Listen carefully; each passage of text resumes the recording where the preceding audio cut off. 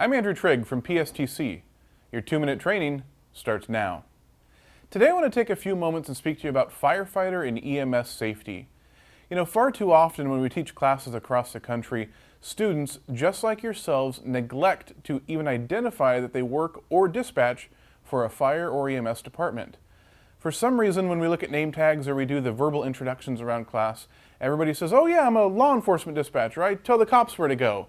But yet when we ask you, do you also dispatch fire? People say, yeah, we dispatch fire on the side.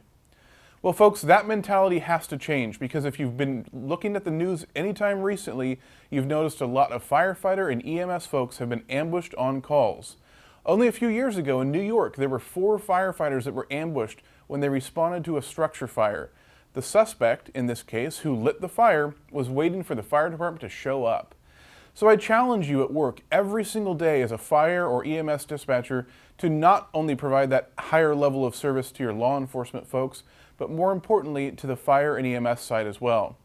Now, one of the ways that we can better understand their job is to go on a ride-along. Take a tour of the fire department.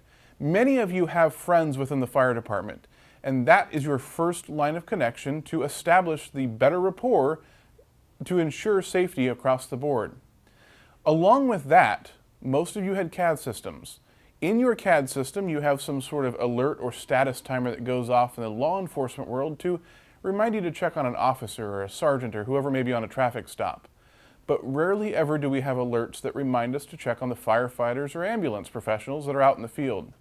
So, the next time you're at your console, take a look at the timer. See how long the ambulance has been on scene. Just because it's Mary down the street that they go to every single day doesn't mean that something could be a little bit different today. So, if nothing else, think about the firefighters and EMS professionals just as highly as you do law enforcement. And let's be honest, they cook better anyways. That's your 2-minute training. See you next time.